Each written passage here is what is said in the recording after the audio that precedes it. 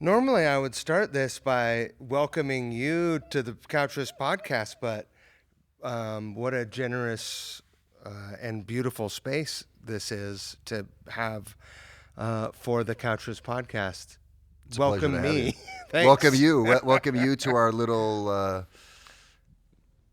What home an away im- from home. what an impressive thing. It's pretty cool here, huh? Yeah, really incredible. Yeah, it's a great facility that Danny Coker and the Counts Custom team has here, and yeah, it's our little secret little hideaway.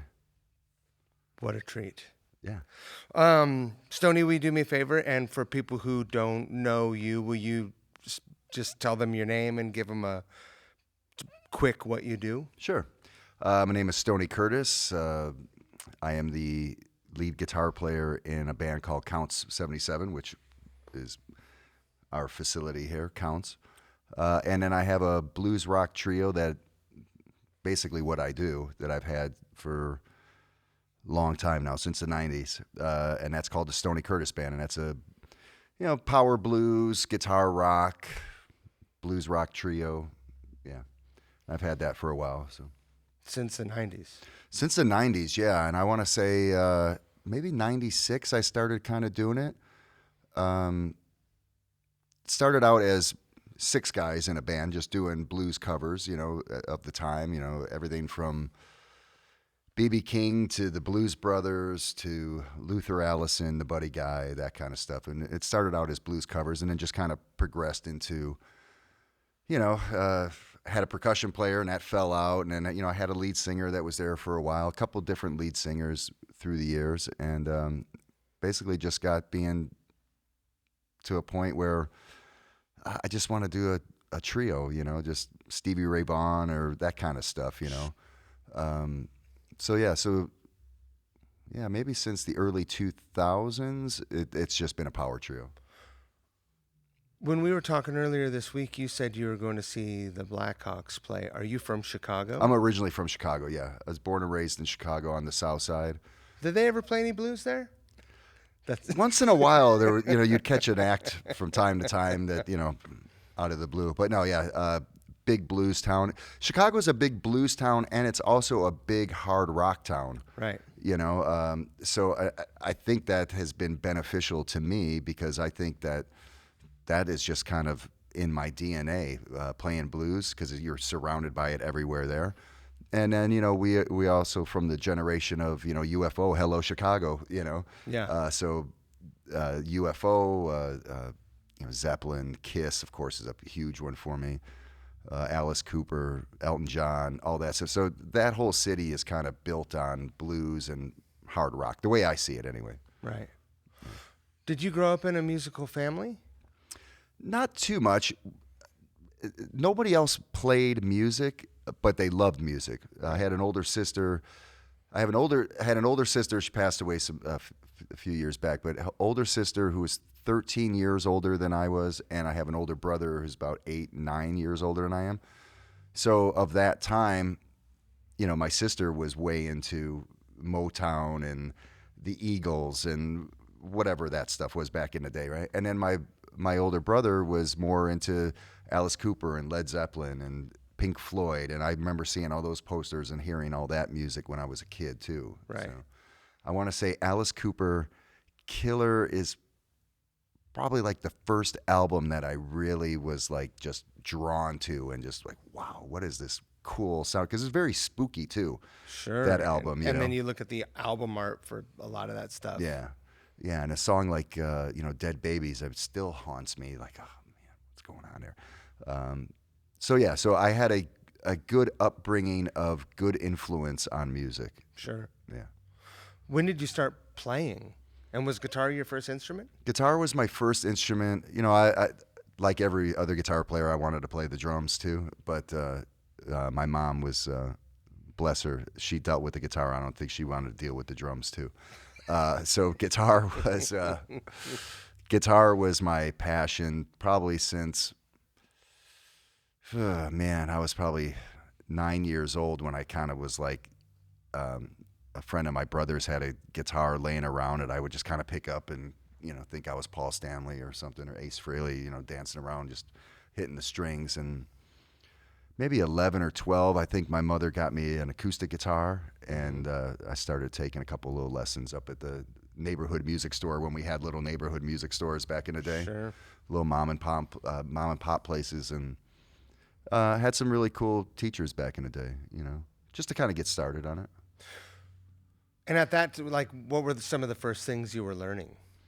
Twinkle Twinkle Little Star, Jingle Bells, You that worked kind out of of the Mel Bay book. Yes, right. You did, huh? The blues Oh, book. absolutely. You start with start with the basics, and but eventually you kind of get to a point where like, man, I want to play Cat Scratch Fever, man. Sure. So so I think I just kind of learned the basic reading, the notes, the scales, and then Did you stick with that? Can you read music? I can read music a little bit, but I didn't really stick with it too much. Right. It was when I was younger, and then then I just kind of started playing in bands with my buddy. There aren't a lot of places for sheet music and rock music. No, I mean, we were picking up, Iron Maiden and stuff like that. That album, Killers. When that came out, a buddy of mine who I'm still really good friends with. To this day, we've known each other since we were 5 years old, and we played in our first bands together. But I remember sitting in his bedroom figuring out Wrathchild and Killers, and yes, and you're going, wow, this stuff was so cool, and it was new then, and so that was kind of really got me into it. I'm a big fan of Di'Anno's vocals. I am a huge Paul Di'Anno fan. Those first two Iron Maiden albums, it's like the first 4 or 5 of them for me. Sure. I can listen to any day. I always liken that Iron Maiden period to the AC/DC period, where like Highway to Hell was like the peak of Bon Scott, and then you go into Back in Black. Same thing with like Killers and Number of the Beast in a Sure. way, right? Just 2 different singers, but man, they were just the pinnacle of Highway to Hell is the one for me too. I mean, most people go for the album before purists. And I'm kind of that same way before, with the Iron Maiden too. It's like right. Killers, Murders in the Rue Morgue, man, all that stuff just drives me wild, man. Did you ever see them live when you were a kid? I did. I saw the Number of the Beast tour, and in Chicago at Chicago Fest, and Number of the Beast had just come out, and by then, like I said, my buddy and I, we were figuring out Killers and stuff in his bedroom, so we were all in on Iron Maiden. And then they were playing at Chicago Fest, and it was just, man, it was a special show. I think it was a special show for them because they even mention it on the Peace of Mind album where they think like the Chicago Mutants or something like that, because that show was just unbelievable, man. They had cup fights going on. There's cups flying everywhere, and it was just way too many people in this space, but they just came out and were just crushing, man. And you're a kid. I'm a kid, yeah. So I'm, 14, 15 maybe. How many concerts had you been to at that point? At that point, I saw Kiss was my first concert in January of 1978, and my mother made my older brother take me. Yeah. And so that was my first Your mom one. wasn't into Kiss? She was tolerant, and God bless her, because she really was tolerant of all of it. The Kiss madness and the music and the loud guitars, and my mother bought me a Marshall amplifier when I was 16 years old. That was, I don't know if she regretted it or not, but it was So she was always very, very supportive of all of it. So so Kiss was my first one, and I want to say my second one was outside of maybe Willie Nelson at the State Fair was probably Kiss again.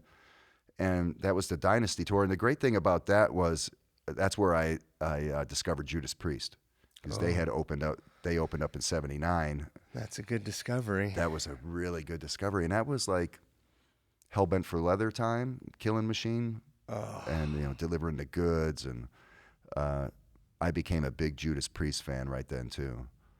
And what a fucking band! So great, especially back then, man, and when it was just so. All of these bands back when it was just raw and real, and it's just the intensity, and Yeah, I could still listen to all that stuff. It really, I mean, the music I like today is still the same stuff that I listened to when I was 14. Sure. Like it never really, obviously other things came into play, that same festival called Chicago Fest that I went to Iron Maiden with. I saw Billy Squier, and then That fucking band is hot. and that was when that album came out. In the Dark and Lonely as the Night, The Stroke, all that. I forget the name of the album, but It's basically Zeppelin 2.0. it really is, and he was great back then. But that when I saw Billy Squier at Chicago Fest that day, that was also like my first time when I really saw blues stuff, because at Chicago Fest they had down the pier were different stages. You had the rock stage, country stage, blues stage, on down the line. And we saw Billy Squier that year, and as we're walking out, we walked past the blues stage, and B.B. King was playing. And it was kind of like the end of the show, playing The Thrill Is Gone, and you're just like, that's when I was just drawn into that music and that going like, wow, what is that, man? That is just stinging, and it's just, like you feel it into your bones right then. And that's when I as I said, that's when I met the blues for the first time, was that. So, and How quickly did that romance with blues music develop? I think it was pretty instantaneously.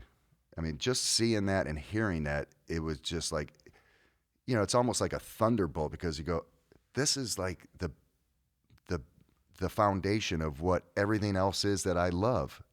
Right. It's right here in a pure raw form. There's no. It's just human beings playing an instrument, and you can feel that passion and that energy through it. That you can't fake that. You can't fake that. It doesn't make me love a big stage production any less, but you don't see a lot of blues shows with like laser lights. Right, you're probably not going to have, they're probably not going to be doing a gig at the Sphere. Right. Yeah. I don't know. Who knows? Who knows nowadays? Who knows? You're right, because everything has kind of progressed. But yeah, I love blues music, and back when we were kids too, we were able to kind of sneak into the blues clubs when it was a little bit different back then. Sure. And the one guy that blew me away the most, that I still will look back on and go, man, that's how you do it, was an artist named Sun Seals. He's a blues guy out of Chicago. And it was like, he was just kind of like, a nastier, more raw version of B.B. King to me, but we were like in this blues club, and we were underage kids that they let in, and they sat us down right in front, at the table in front where he's standing right there. And, these are at like little blues clubs. They weren't, wasn't the Metro or something in Chicago. Sure. It was like a little club. And this guy just 335 and just killing it, and just the stinging notes, and he's sweating, and he's bellowing out, and you're like, man, this is what it's all about right here, man. I mean, it's just in you. You know what I mean? It's like it just pours out of you, and that is what still draws me to any kind of great musician. Is, do I believe you, right, and is it coming out of you, man? Do I really feel it? So, did you immediately go? After seeing B.B. King, you went home and you started studying. Like you put your guitar for the practicing musician away, and you started reading Guitar Player. I started reading guitar. I always loved Guitar Player magazine back in the day too. I got really into it. And then discovered Stevie Ray Vaughan kind of was coming along right around then. And my buddies were way into it. They used to listen to this old DJ like on Sunday nights in Chicago, and his name was, I want to say it was Uncle Bill. Uncle Bill, and he would say like, "It's Uncle Bill. I'm sitting on my old orange bottle crate here, and I'm feeling sweet as sugar, smooth as silk this evening, and I'm gonna play some blues all night." And I was like, and he would just play all this great stuff, Right. So Yeah, they really got me into it too. My buddies really got me into it because they got really way into the blues too. And yeah, we would just sit in my buddy's basement, listen to all these old blues records and blues radio shows and Stevie Ray Vaughan but we also mixed in our UFO and our Dio and Judas Priest and all that other stuff too. So Right. yeah. So what was your first blues band was 96 though? Yeah, it was about 96. I started a band with a guy named Eric Mitchell. He was a fantastic singer, and he was a great blues singer. It just, and I wish that we would have done more, but he just didn't like performing much, So he liked recording and doing that stuff, but he didn't really like performing too much. Weird kind of stage fright stuff, but he was really good. But yeah, we started it, and like I said, it would be just like stuff that the Blues Brothers had on their album, and then then the other stuff, the Buddy Guy and B.B. King, and that's kind of what kind of really got me into that. More of that, that was more my focus is when I started that band, because that's the kind of music that we played. Right. Where earlier in my life it was more, I'm a huge Michael Schenker fan, and I'm a huge Kiss fan, and so up until that point, it was more of that kind of stuff. And Robin Trower is also a big one, Hendrix, of course. But, that stuff, too, is stuff that you kind of discover as you're going along, the Hendrix and the, obviously Hendrix was around, but for me, it was a later discovery after some of these other guys, Right. Now the internet's here, so Right. discovering things pretty easy. Yeah. I had to even know who Peter Green was. Like, I knew Green Manalishi, Sure. but I knew the Priest version. I didn't Right. even know that was a cover. Right, yeah. When I heard the original, it blew my mind. Yeah. And then I started going down that tunnel, and it was just like, whoa. Yeah. And, and all those guys, too, those British guys were way into that Chicago blues thing, Yes. From the Muddy Waters, like I said, the Muddy Waters, the Buddy Guy. There's an incredible Fleetwood Mac live in Chicago with a bunch of blues, like Chicago legends. Yeah, right? I just did. I guess we released it about a year or so ago. A buddy of mine here, who's a blues guitarist, his name is Rick Berthon, and we just did a tribute to Peter Green album with him. So we did Yes. 12 songs or something, and he was like really like studied his sound, studied the reverb, studied the out of phase guitar, and so this album that we put out is really, really good. But again, Peter Green, it's just that raw, they're coming from the right spot, He's the deal. Yeah. Yeah. Yeah, even, again, and they were kind of around before, Zeppelin just kind of like really just, put a big heavy hand on it and just started crushing it. But all that stuff it's really not much different than what Peter Green and those guys were doing, Right. Yeah. So how long before you started gigging? And on the subject, did you have any stage fright ever? No, I always loved it. Right. I just love that rush. Yeah. Especially if it's a captive audience, where you feed off of that energy. I love it, man. Yeah. I don't really get nervous. I get anxious and excited, and like pumped up, but not really stage fright. No. Yeah. I don't get stage fright either. I do get excited. One thing that I learned, but here and in LA, you guys have these jam nights, right? Sure. And fearlessly, I suppose everyone learns the songs before and does a bit of studying, but I have to imagine that some of the songs get thrown out and people are like, sure. Right. Well, I always say if it's not a jam if you know the song. That's right. Some of those can be really good, and some of those can be interesting. You're kind to even have me here to speak with you because I had the most humiliating experience of my life. Oh yeah, tell me. When at Nil's birthday party when. At the Copa. That's right. Yeah. And I was handed a guitar. It's in the back room. Yeah. I was handed a guitar that was tuned a half step off, and the amp was rip your head off loud. I couldn't hear anyone else, and I played a full verse of Ace of Spades in the wrong key and blasting Varney in the face too, which was really, really, really humiliating. That's funny. Like really humiliating. I had a similar experience recently. Go on. And it was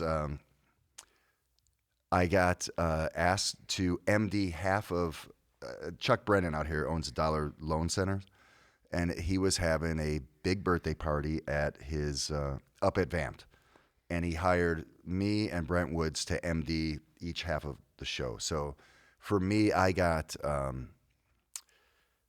Kevin, his last name escapes me, but he had the band Driving and Crying, Fly Me Courageous and stuff. Really cool stuff. Yeah. I mean, and he was really a great guy. So I had him, I had Winger, I had Jesse James Dupree, and I had Mike Reno from Loverboy. Rad. So I got to play them Loverboy song, and I had a blast. But with Winger, they played a half a step down, but now they play a half a step down. So they're a full step down. Sure. So, okay, so we're doing Can't Get Enough in 17. But the first one was Can't Get Enough. And I, because of all of these guys, I just bought one of those drop pedals. Yeah. Because my guitars, whatever they're set up in, they want to stay there. They don't want to be going up and down, and they get, especially Stratocasters, they start getting wacky, and so I bought one of those drop pedals, and there's a couple lights on it, right? Same thing, right? And I go, okay, all right, Winger, da da da. Okay, got that on there. All right, we're good. All right, let's go. Dun dun dun dun dun dun. And he's playing bass, and he's a great player. I mean, he really is, and so I'm already kind of just intimidated a bit by it already, because I mean, I think Kip is just, I mean, they're all the whole band they're all brilliant musicians, so he's just kind of intimidated. I want to do a good job for him and stuff, and we start playing a song, and something's funky, and it's me. Of all things, and but you're looking around, right? We're all looking around, right? And he stops and goes, hold on.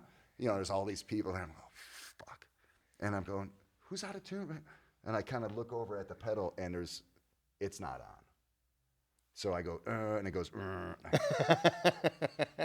shit. I just like, of all people, this dude is the one that I fucked this up on. But we caught it right away, and all right, pick it up from the verse. Boom, and we were fine. But still, I was just, oh man, it was not good. Not good. It seems like everyone has one of those drop pedals on their pedal board here.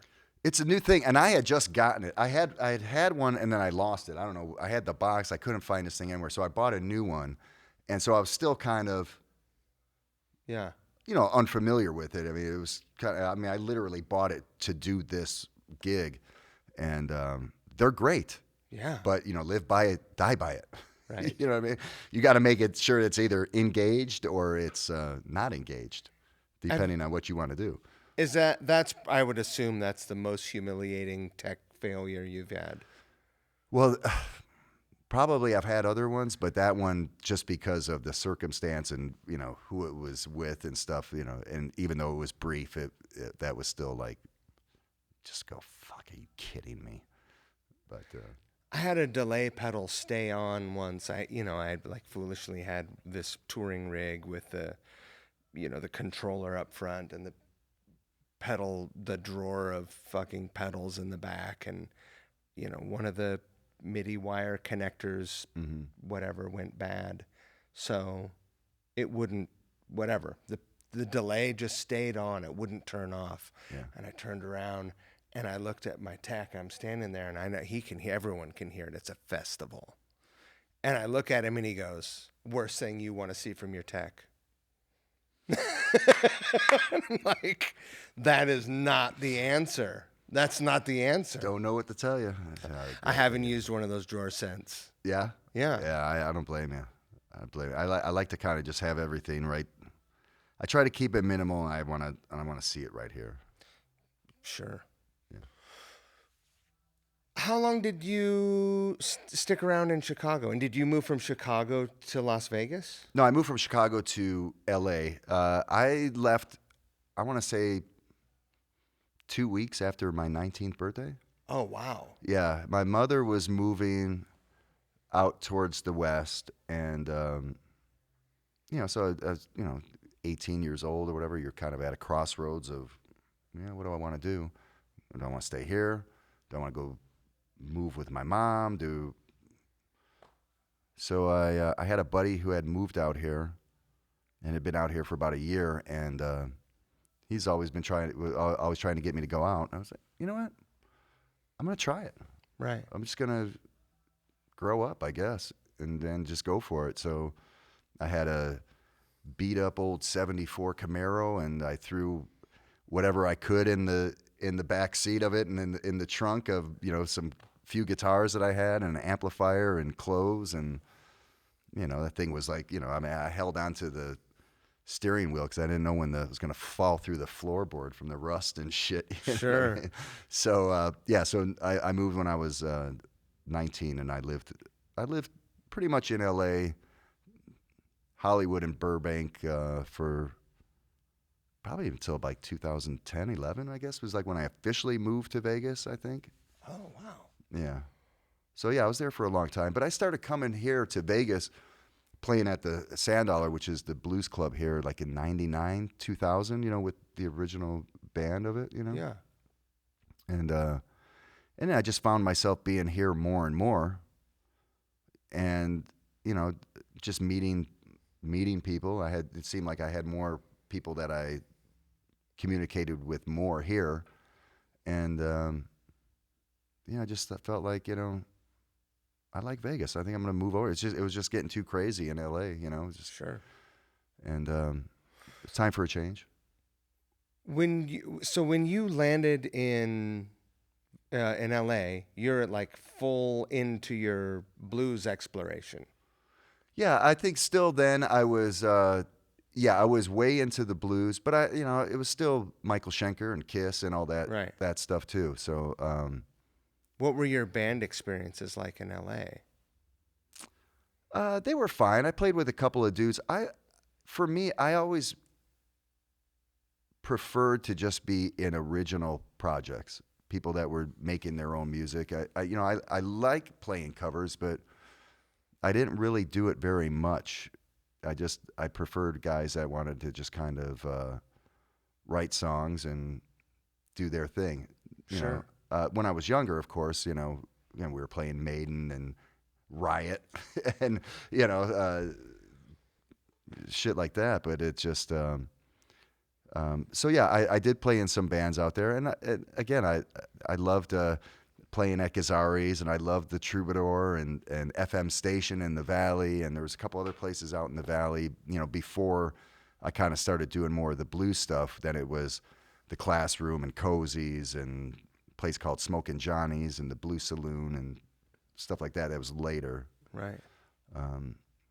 But it was mainly original stuff that I did, though, in L.A. You do a lot of covers here in town? Not really. No. No, the Count Band will do some 70s covers, and then we have 2 original albums that we did with Mike Varney. So when we do a show, we kind of split it up, maybe depending on where it is and what it is. It might be 70% originals, or sometimes it might be 50% originals and half covers. Yeah. But the covers are Train Kept a Rollin', Slow Ride, Radar Love, stuff like that, Sure. Stuff that everybody knows, but it's just not like the common. Dazed and Confused era. Yeah. Camaro era. Yeah. So and then my trio, I pretty much just do all originals. I'll mix in. I have a cool version of Green Eyed Lady that I do. There's a cool version of While My Guitar Gently Weeps that we'll do, and then we'll throw some other stuff in. But I try to just play my own stuff. I figure, especially out here, I mean, there's so many great musicians and so many great players and guys that do the cover stuff great. But that was never really my thing, to sit down and figure out somebody's music note for note and copy it. You move like you're one of the. It feels like an anomaly to me. Like you moved here with no interest in trying to get a covers gig. No, I never had an interest in that. It just was never my thing. You know, I like writing and playing my own music and Sure. and expressing myself the way that I play, and and I think in a way, again, it's I guess it's all perspective, but for me, I felt like not really doing the cover thing growing up, and I just kind of developed my own sound and my own style, and it just kind of helped me develop as a writer and a performer, just doing my own thing as opposed to doing Don't Stop Believin' and copping the solo note for note. And I get it that people love it, and I could probably play a lot more and do all that kind of stuff. It just never really interested me. Right. Okay, so you've chosen of all musicians, you've chosen a not the easiest path in life. No, and even when Mike Varney signed me, he said, good news, bad news, right? Good news, we'll make some records and we'll have some fun, and bad news is, this kind of music, the genre, you're not going to be living in Malibu. Right. But I never had those kind of thoughts of grandeur. I just wanted to make great music, and Mike and I still talk about this to this day, is that I just want to get better every year, and I want the next record to be better than the last record, and Sure. And that comes from experience and doing it and developing, and from my first album to the album that I'm working on now, the playing, the writing, the sonics, everything is 100 times better. Because I feel like over the years I've developed as a writer, I've developed as a singer, I've developed as a guitar player, and now, going into it, I don't think, okay, I got to play some dazzling solo to dazzle you. I need to play a solo that you're going to go da da da da da da, and you're going to sing along to it, So that, I think, is stuff that, you kind of learn as you move on too. Some guys might kill it right away, but for me, it's like, at first it was like, oh yeah, but now it's like, where's it going? It needs to be a song within the song. Has there ever been a point in your musical life where you took a break, or where you thought, I need to refocus myself? A little bit. I mean, I had a child when I was young. I was 22 or 23 years old. Wow. So, and I worked at KTLA in Hollywood for a long time, which is a television station there that we had sound stages there. So we did everything from Jeopardy to the Fresh Prince of Bel-Air to, different television shows there. So I did that for 15 years. What did you do there? I ran the lighting department there. So I was, responsible for making sure that they had all the lighting and cable and stuff that they need to put up Sure. to do this television show. So I worked there for a long time. So, for many of those years, I was doing, I'd work all day and then go to band rehearsal or go do gigs till 2 a.m. But I was younger, so it wasn't so much to. Now there's no way I could do that, man. Right. Work those long hours and then go be up all night and do it. So that's kind of where it started, was that. So never really a time where I took like a big break. I mean, I always played music, but it wasn't as constant as it was as we got into the early 2000s. Right. Yeah. How did you end up starting to play in town here before you lived here? Yeah, I had a booking agent that started booking me at the Sand Dollar. Right. And how I kind of cut my teeth here was this was 20 years ago, right? So Vegas was a little bit It was A Vegas. lot different. Yeah, it was Vegas. So I didn't even start till 2 a.m. Wow. Yeah, my set was from 2:30 to 5:30 on Friday and Saturday nights at the Sand Dollar. But the cool thing about it then too was that that's how I met a lot of musicians and entertainers and stuff, because they were all getting off. Right. And so they would come up to the Sand Dollar and hang out all night, nightcap, have some drinks and hang out. And, that's where I met a lot of people, and they'd come up and jam. And so it was a scene Right. back then. And then I would go around, and, everybody was playing every casino had a band playing all day, all night.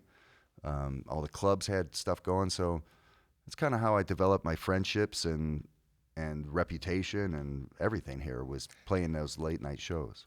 It's not like that anymore. It's not like that anymore. No, it's sad in some I ways. haven't seen. I've seen the Scorpions. Mm-hmm. I saw Tesla the other night, but that was Right. or last week at House of Blues, and Yeah. they were killer. Always, yeah. Wow. But I haven't seen a single casino band. Down on Fremont, I saw Right. two cover bands. Right. Yeah. And they were Fremont. great. Yeah, right. I mean, there's no shortage of great players and entertainers out here, but there is a great shortage of places to go see them. I mean, Right. again, I mean, it just used to be 24 hours a day, live music somewhere. Always something going on. New York. There used to be a band that played right in the middle of the casino, and would play all night, and all that's gone. Do you think it's just because of pop music and hip hop? And I just think that somehow along the path here, we've lost what Las Vegas was. I think somehow they're trying to dumb it down a little bit. It's way more corporate. Yeah. I just think that they don't want to pay money for it. They don't want the distraction of it. They. Right, if someone stops to tap their foot for You're not 15 gambling. minutes, they're I want not. you to focus on Willy Wonka. You Right. know. So it's unfortunate. I don't know if it's ever coming back to be that 24-hour town. It seems like there's kids running around everywhere. I go into a casino now, and I'm ducking and dodging strollers and little kids, and what's going on here? But On one hand, it's like it's kind of okay that it's it's a place to go for families. Right. Kids are exposed to things, and I'm pretty progressive, but Sure. I think kids are exposed to some things that I maybe wouldn't want my kids to see. Yeah. All It's a over little early, I think, sometimes. Again, it's just they tried to do a Vegas family thing 25 years ago. MGM had an amusement park, and all these. They were trying to cater to families and kids, and it Right. did not work. Now, I think with the sports teams here, the Knights and the Raiders, and all these people are moving soon to here. be the A's, right? The A's are going to be here, yeah. Now there's so many people living, and now they're all having families. So now I guess in a way, you have to kind of grow with your demo and who's here and what's going on. But I mean, I still just miss the old debaucherous Las Vegas, Sin City, and let's go have some fun, have some parties, listen to music and have a good time and escape all of this. But now it's just like, it's on you. They're all here. The people are here. The traffic's here. The children are here. It's a whole thing now. So, I think New York is the most American city, but Las Vegas is the city that most paradise. I guess it's technically right. The Strip is paradise. Is Sure. that right? On the if you look at a Google map, it's called Paradise. Oh, it's called Paradise, right? Which is offensive to me, but right. it's the culmination of it's like the concentrated juice version of America. Yeah. It's wild. Yeah. All right, let's talk about music some more. Sure. Talking about Vegas will probably bum me out. Oh no! At the end of the day, man, I love this town, and I'm always rooting for it. I feel like I'm a good ambassador for our town here, and I try to always be a good ambassador for our town. I was this close to moving here. Yeah. Yeah. Well, hey, we welcome everyone with open arms, man. I mean, we have a great community here, and there's a lot of great people here, and musician-wise, for the most part, we all look out for each other and support each other. It's a cool town. It feels like that. Yeah. I had my guard up. I was expecting one thing. I was expecting my perception of what LA was, because so many people have come here from LA. Sure. And it's truthfully, both of those perceptions were, false or misguided. But everyone that I've met here is really kind. They're all cool open. dudes, man. I mean, and it's like this. It's like, if you're not a cool dude or chick or whatever, we're not hanging out with you. Sure. You know what I mean? So our circle of people is it's a big circle, but we're all cool. Agreed. Yeah. From what I can see. Let me ask you this about blues music. Mm-hmm. As opposed to every other genre of music, right?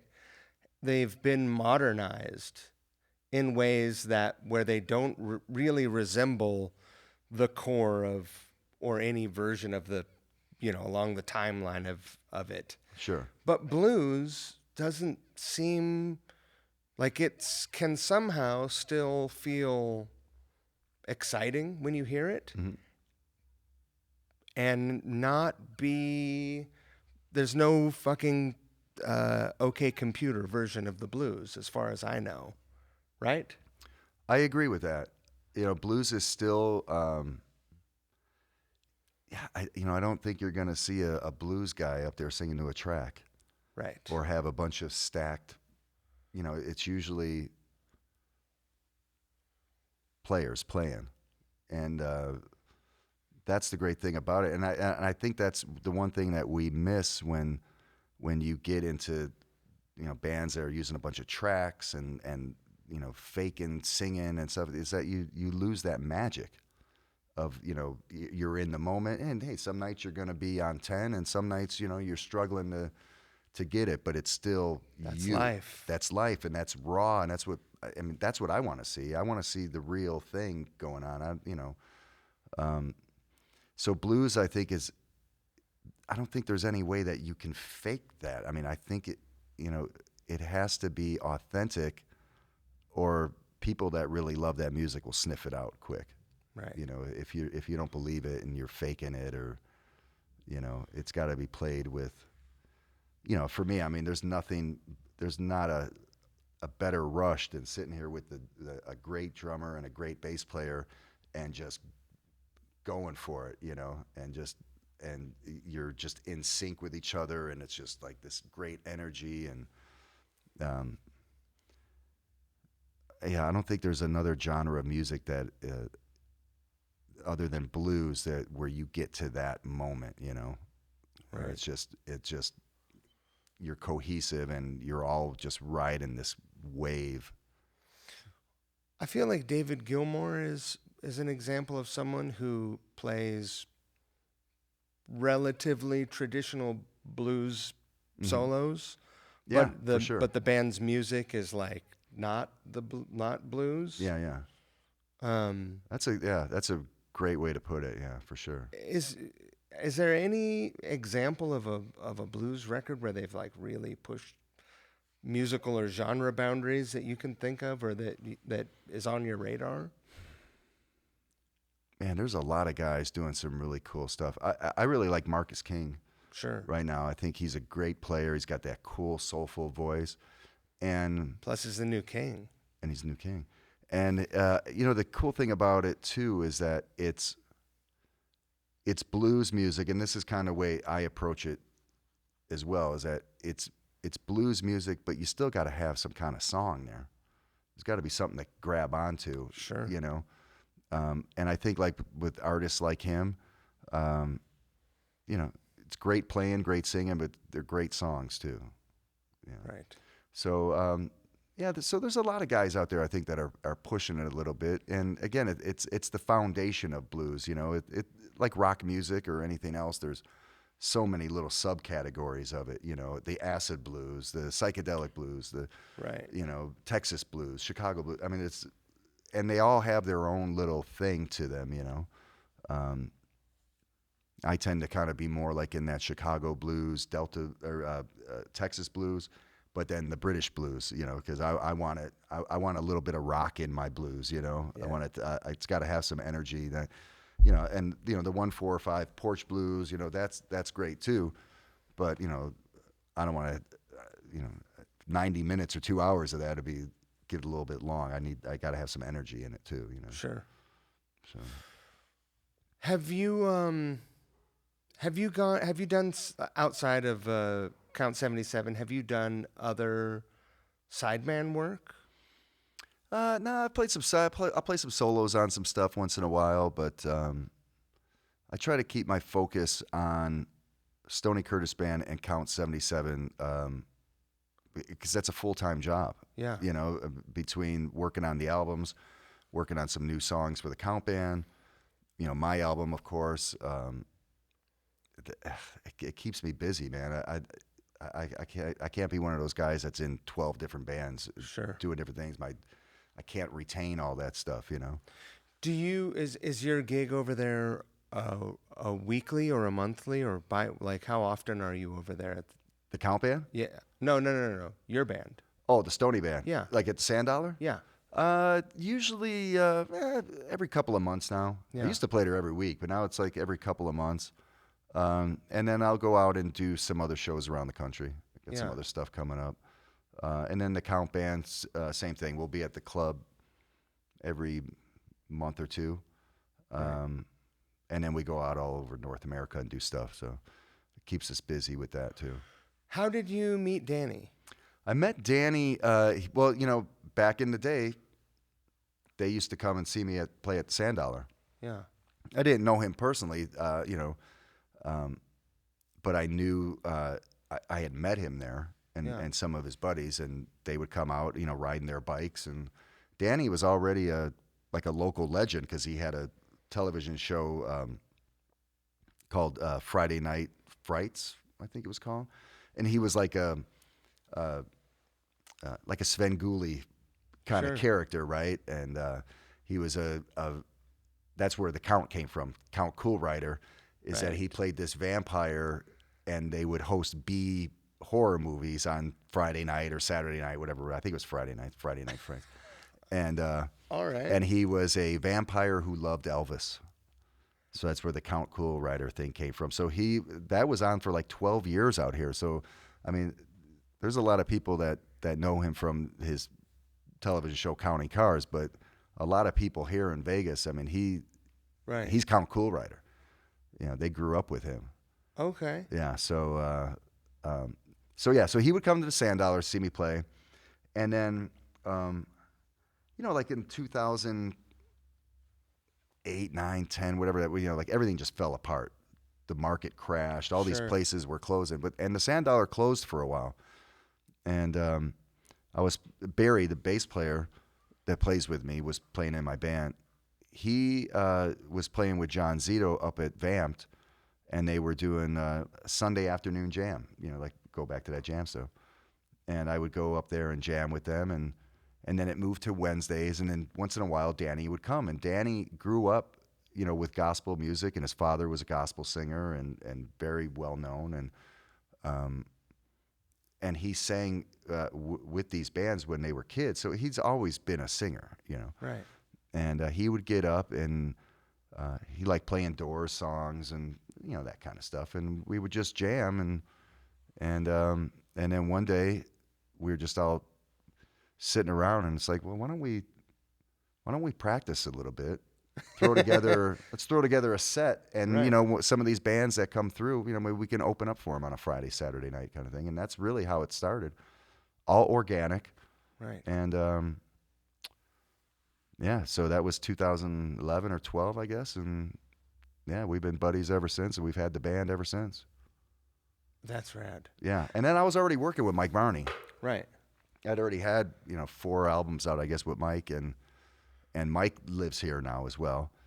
And I met Mike here in Vegas because he used to go back and forth between Marin and Vegas, and What a genuine dude.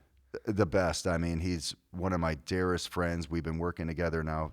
This year is 20 years, 2004. So we have been dear friends ever since, and he is a genius. He is savant with music.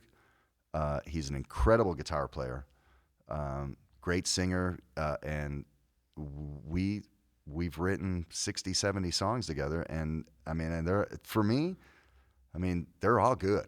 Right. I mean, they're all like songs, So yeah, I don't know what I would have done in my life if Mike Varney didn't come into my life. Yeah. During your metal phase, Mm-hmm. was his label on? Was Shrapnel on? Oh man, big your time. radar? Okay. Big time. I had a buddy that I was playing with, same guy that. So you knew who he was. Absolutely. Yeah. When I met him, a buddy of mine this older guy, and he loved me and he loved my music, and he would always go out and say, "Oh, you got to go see Stoney Curtis. You got to go see him." And Mike Varney overheard him one night and said, "I've heard about this guy. When's he playing again?" He goes, "Well, he's playing at the Sand Dollar at 2:30 in the morning." And Mike is nocturnal as I am. I mean, that's right in his wheelhouse. Perfect. I'll meet you over there. And I literally drove into the parking lot in my pickup truck, and I was listening to a Michael Schenker live album that Mike put out. Oh. And I got out of my truck, and this guy Gary, he's, "Hey, I want you to meet this guy." He says he's a producer or something. Like, he's this old crotchety dude, But he loved me, and God bless him. He passed away some years ago, but he loved me and was my biggest fan. And but yeah, so I don't know. He says he's a producer or something. His name's Mike Varney or something. I go, and Mike's saying, I go, "Mike Varney, like Shrapnel Guitar Player Magazine, Mike Varney?" Right. He goes, "Yeah, that's me." I'm like, "Okay." Well, Wow. I had that moment out here with Bruce. Yeah. He was like, "Tell your friends I said hi. I know them." Yeah. Okay. Tell me your name again. I was like, "Oh." Right. Yeah. That guy. Yeah. Yeah. He's great too. Yeah. So, and then he came in, listened to us play a little bit, and from then on, we've been buddies ever since. And then he called me. Maybe we would talk on the phone a couple of times a week, and then came and saw me a couple more times, and would bring some people to see me. And then finally, after a while, maybe towards the end of 2004, he goes, "What do you think about doing a record?" I'm like, "I think that we should do a record." So what was that first experience like, going in the studio with Mike? What was that like? Oh, it was great because, like I said, he's brilliant, and musically he's worked with a lot of great people, but he's also, even though he's worked with, you think of him as like all the Paul Gilberts and the Yngwie and neoclassical thing, right? Right, the Greg Howe, all the shredders, the extraordinary players, but he's a blues guy. Right. He loves Michael Schenker. That's his thing too. That's our common thing, Michael Schenker, and he loves like the heavier kind of stoner rock stuff. The 70s guitar rock, power trios, all that. So that's like his pocket. So this band was tailor made for him to produce. So he would help me a lot. The first album. Most of those songs I had written already. I was playing them, and then he would sweeten them up. Maybe do this. But he really helped me develop as a guitar player. And he would be the one that'd say, "All right, I want you to go home, but I want you to write a solo that think Neil Schon, Right? Think those kind of guys, where it's going to be something that you're going to play it like that, and it's the song. It's part of the song. And he's like that with me today when we start doing stuff. He goes, "That's a great solo." He goes, "I don't think I could hear that song without that solo now." And I think that's the idea to get, maybe it's that Ace Frehley school of, you know what I mean? The solo was another intricate part of the song, and that's the way it goes. So he really helped me develop like that, and we have really good chemistry writing music together because I think we're cut from that same cloth. We like it hard and heavy, but we also want our blues, and we want, we want da da da da da, but we also want, want to hold on to one, When was the last time you saw Schenker live? Last time I Schenker. saw him was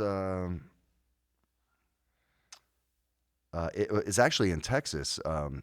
We went to Houston to see a good friend of mine is Jeff Duncan, plays in Armored Saint, the other guitar player in Armored Saint. And they were playing with Wasp. They were doing a tour with Wasp, and I've always loved Wasp. But they were doing, in Texas, it was Michael, Armored Saint, and Wasp. And we thought, why don't we go take a day trip? Just fly over to Houston. It's 2 hours from here, Right. And take it in. And so we did. It was awesome.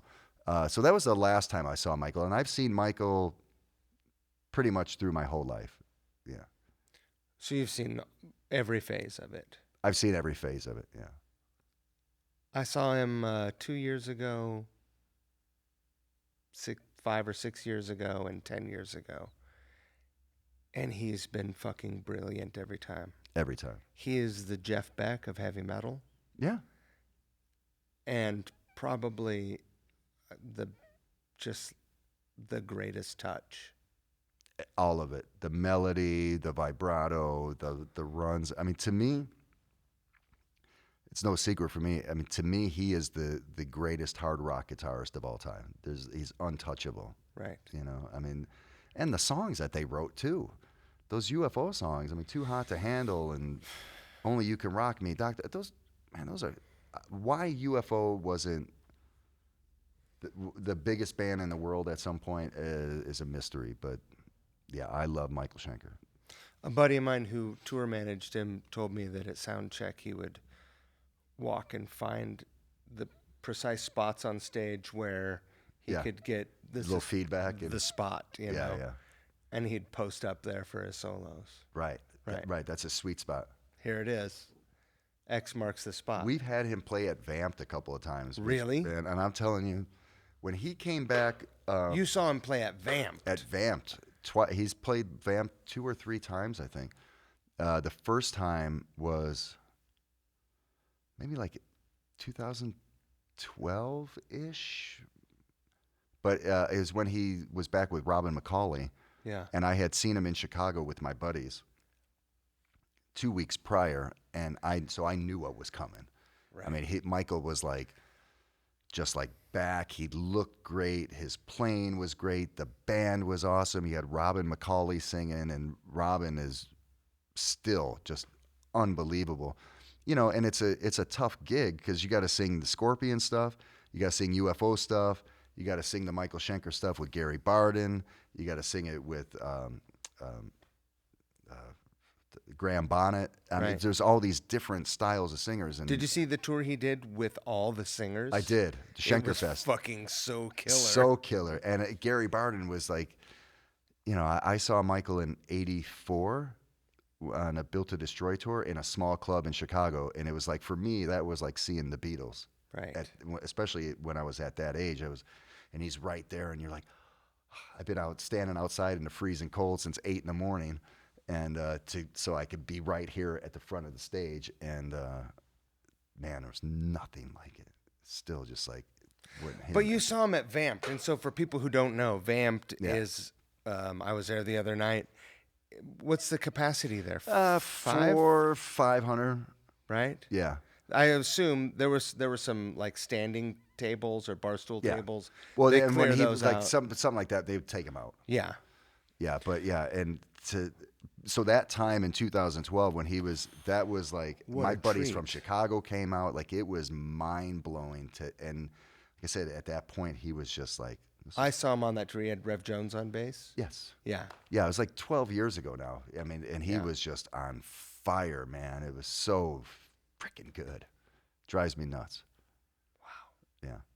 Yeah. Seeing him and seeing Stevie Ray Vaughan for the first time up close as well. The first time I saw Stevie was at the Greek Theater.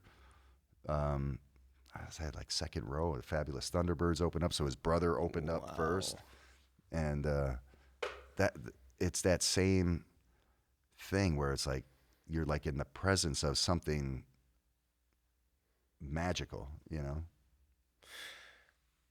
You've played with a lot of people. You've met a lot of people coming through town. Mm-hmm. What would be your fantasy jam scenario? Like fantasy and who knows, perhaps like basically if they're living or dead. Of somebody that I can like jam with? Yeah. This is your Christmas list. It's my Christmas list. Ooh. Man, that's a tough one. I mean, as far as like another guitar player, I would love to jam with Robin Trower, of course. Man, there's so many great players that I would just like kill to play with. And I've been lucky over these past couple of years, especially the past year, where I've gotten to play with some people. You know, like my 12-year-old self would be like, "What?" Yeah, Robin Trower, I would love to play with. I don't know, man. You know, got to play with somebody like Billy Sheehan would be crazy. You know, playing bass and right. You know, I don't know. It's hard. I mean, because I would love to play with anyone of that caliber at any time. I mean, who wouldn't? But no one that's like, because it's like I keep coming across like these opportunities to do stuff. Like I just did the thing with Kevin Cronin at Eddie Trunk's thing. You know, did Roll with the Changes, and I'm a big Gary Richrath fan too. You know, growing up in Chicago, so it's like now here I am, and I'm playing with Kevin Cronin, and we're doing REO Speedwagon songs, you know, in front of all these people, and just played with, you know, playing with Winger was crazy. Just Sure. the caliber of musicians, you know, and you know, playing Loverboy songs, you know. Did you take the Red Beach solo? I did. Yeah,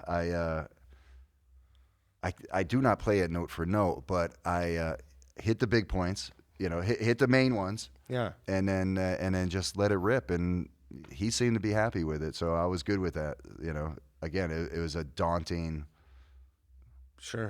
task. Yeah, he's not a slouch. No, I mean, you know, and again, he rips on the bass and stuff, and yeah, like I said, I played with Robbie Krieger recently in December. I got to play with him. Yeah, Ripper Owens, you know, did a Judas Priest song with Ripper Owens recently. And which one did you guys do? We did Breaking the Law. Yeah. Yeah. And yeah, who else was? Oh, Marco Mendoza was playing bass, and he's great. Yes. Yeah, God, man. Yeah, especially now through Vegas, get so many great players that come through here, and musicians, you know. And it's interesting to me. There have been plenty of times. I asked you earlier if you'd taken any breaks. I've taken a lot of breaks because it's a taxing lifestyle. Sure. It's hard. You're not always getting breaks. Right. But what I see now is that if you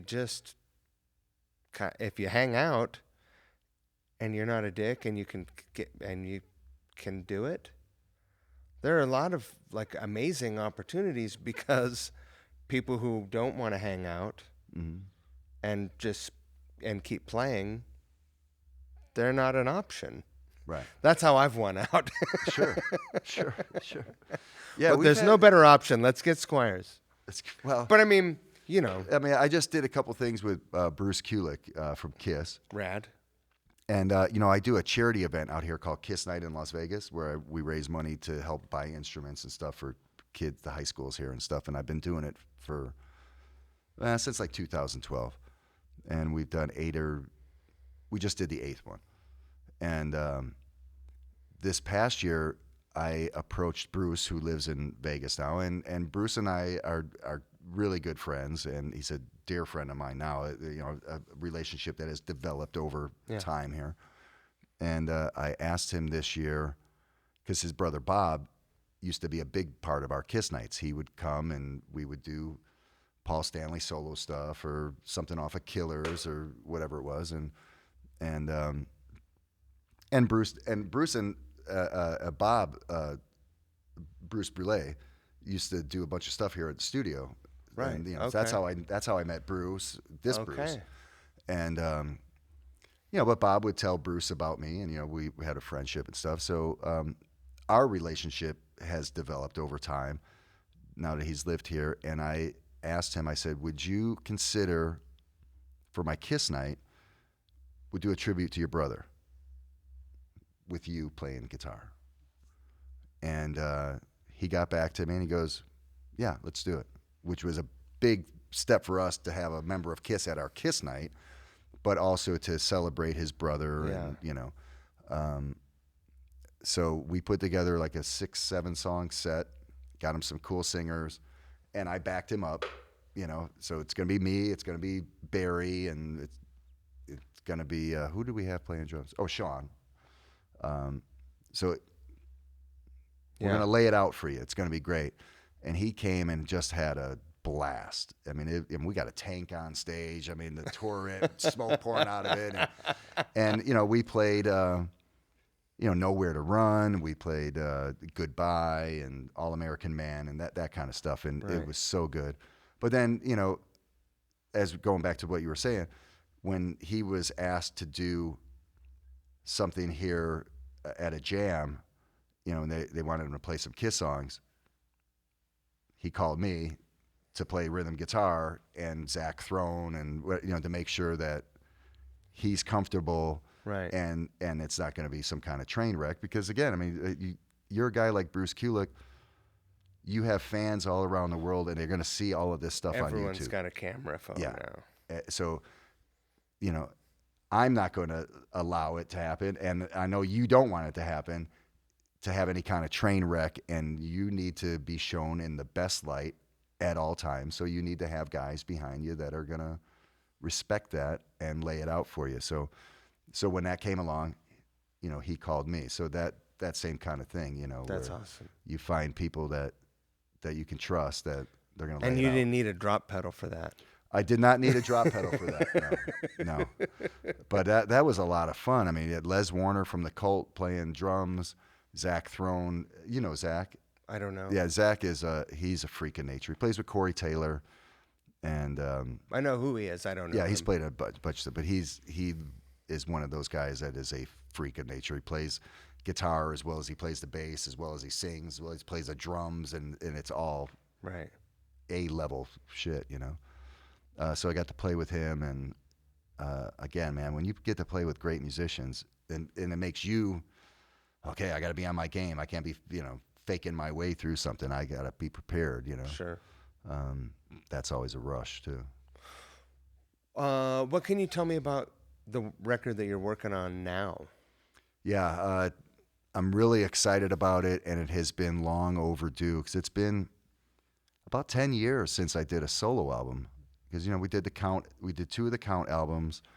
I did some Kiss tribute albums that I produced and played on, and so it took up a lot of my time. And then, the Count band too, that band is obviously getting paid better than Blues Trio, so a lot of my focus was on that.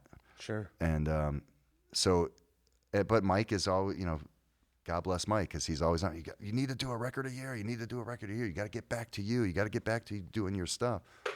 So we kind of got in here and we started writing some songs. And this time, again, when I started out, it was blues rock. So on some of the albums, you're trying to, we got to kind of stay in this lane a little bit, or we got to, it's got to be more, we got to have more blues songs on it, or we got to have this on it. And that was all great, and I love all the records, but I think this is the first one where I'm just doing me. You know what I mean? I'm not trying to fit into oh, it's got to be this blues, or it's got to be this, or it's the kind of music that I love to play and I love to write. So it has some blues stuff on it. It's got some stuff that is obviously UFO influenced, or Kiss influenced, All or right. Stevie Ray influence, or Robin Trower influence. It has a little bit of everything that makes up my being as a musician, right? So it's no holds barred. It's 13 tracks that sonically going to be great. The tones are going to be great, and most importantly, the songs are going to be great. And I think that we're getting really close to the finish line. There's still miles to go, but I'm miles down the road, Sure. so to speak. And I hear it coming together, and I'm super excited about it. To have again too, and I'm looking forward to playing some new songs. Right. You know what I mean? I'm tired of playing the same shit. Yeah, I Have you love them played songs, any of but these I'm songs tired. out live? No, I haven't played No? any of it. So it's going to be it's going to be a surprise for everybody. Awesome. Yeah, not many people have heard it. I just had a couple friends here recently over the past week, and they heard it, and they seem to be pretty blown away by it so far. Yeah. And I respect their opinion. They're usually pretty honest with me. So, Sure. and they said the same thing, where it's like, this is different. It's not the same. There's a lot going on, and I'm excited. I'm really excited for it. Is it your same core band? Do you have any guest musicians Yeah. on it? So far, right now, it's on this one is Barry Barnes, who plays in the Stoney band. He's been with me for a while, and he's also the bass player in the Count band. And then, He's the fellow with the hat? yeah, Ripper. great. Wow. And Yeah. really solid player, professional musician. Been a professional musician since he was 18 years old, and he's great. And then I had Jeff Totora play drums again. The reason being with Jeff is he did my last album, and he's creative, and I think the drums. If I was just gonna do like straight, fine, but that's not what I really wanted to do. I really Sure. want to take this music and really elevate it. And a lot of it starts right there with the drummer, the foundation, his creativity, his pocket, the tone. I think drummers, they got tone too, If your drummer sucks, your band sucks. 100%. Everyone else can suck, and it can still be a good band. Yeah. Yeah. If this guy is not, it's over. So I was lucky enough to get him to kind of come in and take these songs to the next level with it. And again, I mean, there's times when I go, man, I'm gonna have to call this album Stoney Curtis Band featuring Jeff Totora, because I mean, there's some stuff on here that he's just so good, man. I mean, this dude is just a monster, and Barry's great. So you kind of get to a thing where it's like, all I have to do now is not fuck this up. Right. It's the foundation is there. All we have to do is put the frosting on it, and yeah, because it's already there. Do you have any idea of when you'll release this? It'll be done by. I'm hoping it's done by the end of the summer. Yeah. Yeah. And maybe early 25 Yeah. release? A full release. Yeah. Yeah. Because I think what I want to do, and this seems to be, the trend now, is to put out a couple singles. Sure. And I want to do that with this because as I move forward, I will go back and go, okay, well, I'm going to go back to this song and let's get a guitar solo in there. Let's get some coloring going on in here. Right. So I want to. There's a couple of tracks I'm going to kind of keep doubling back to, so that maybe I can get them out there, release them as a single, and then but not too many of them, just maybe a couple. Yeah. And then release the whole package. Again too, I think we've lost that art of albums. Sure. sequencing an album, and I have stuff on here where I go, this is what the album's going to start with. It's going to start with this thing here, and then it's going to go into this song, and it's going to go into that, and it's going to have this, and so I want to take whoever's listening to the album. Hopefully, people will buy the whole album and take at least one spin through it from Sure. front to front, or front to back, and take that ride and kind of go through all that stuff. Sequencing it's something I probably overthink, but Yeah. I feel like it's secretly, it's like the last super important part of the process. It is. Through the whole recording of a record, you're sort of like imagining it. I do too. It comes together slowly, right? Yeah. You start to hear it and you go, man, this would be perfect, like right in, if I was going to flip the record, this would be the first one on side B. I want it to end with this, Right. Yeah. Do you have, I have a record, but do you have a record that you use as your energetic model for your sequencing? Man, Bridge of Sighs is a big one for me too.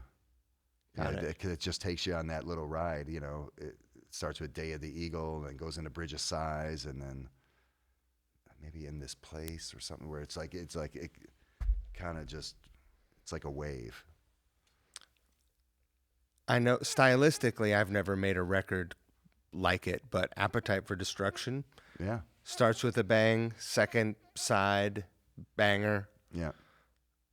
and both sides end, like with these sort of like dramatic things. Yeah. Even if I have made a record that has nothing to do with that, I'm always thinking of it's funny how those kind of things will stick with you. Sure. Well, like you said, I mean, it's a lost art, and people don't, because we live in such a singles world, Right. I mean, you forget that, you want to take that little ride. I do. I mean, I still buy CDs. I still put them in and go on road trips and listen to the whole album, and take that ride with it, That's the way. Well, I can't wait to hear the record. Oh, man, me too. And we got a new Count 77 song that we're just about done with as well. And we got a Count 77 live album that is done, that waiting to put out, which that's going to be out. That'll be the first thing that's out, is that Count 77 live. Do you know when that's coming? 6 months ago is when I wanted it, Right. but hopefully soon. It's pretty much done. I had a guy that's just kind of sweetening the mix a little bit, EQing a couple things, but that came out great, man. It was something that we recorded live at Vamped during the pandemic, like of the live stream thing that we never really put out, but we recorded it, and I remixed it for album as opposed to a live stream. And it's killer. It's raw. It's rocking.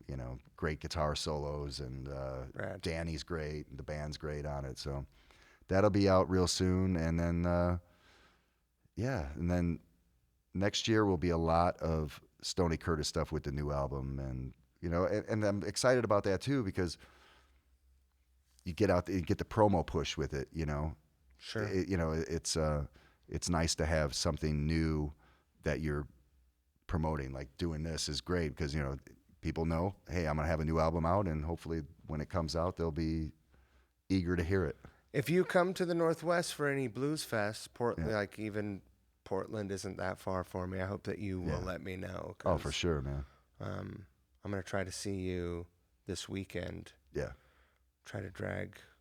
Yeah, coming down. It's fun. Crew of folks over there. We'll see how agreeable they are. Right. Last night I was in bed at 11. Played a rock show, ate dinner, watched a movie, and asleep by 11. That sounds like a perfect day sometimes. It was kind of amazing. We go out on the road now too, and it's like, it used to, it's just not like how it was. It's like now it's like, man, I can't wait to go have some dinner. Maybe take a little slice of cheesecake to my room with me, get in bed, I'm done. You know what I mean?